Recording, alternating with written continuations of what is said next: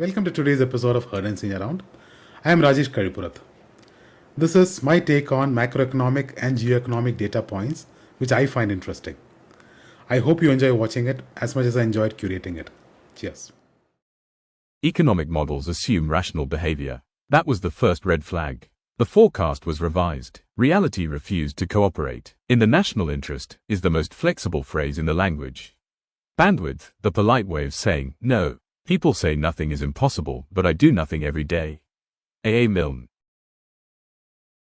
This is not just incremental, it's industrial scale.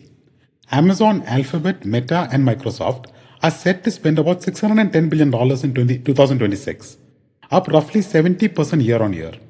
That's nearly 3x 2024 levels and more than 4x 2023 levels. Amazon alone plans to spend around $200 billion. Alphabet, $180 billion.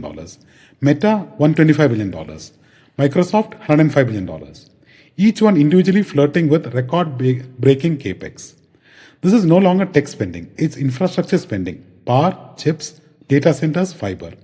An AI gold rush with shovels made of silicon. Quietly, India's taxpayer base has more than doubled in a decade, from just over 5 crore filers to about 12 crores. That's structural, not seasonal.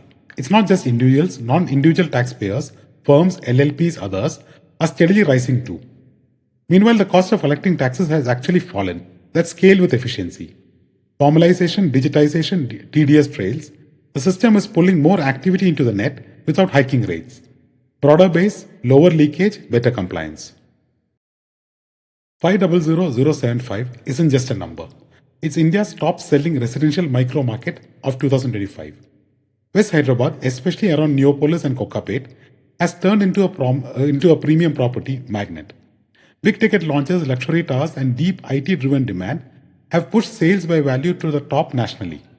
This isn't random. It's jobs, infra, and aspirational buying converging into one pocket.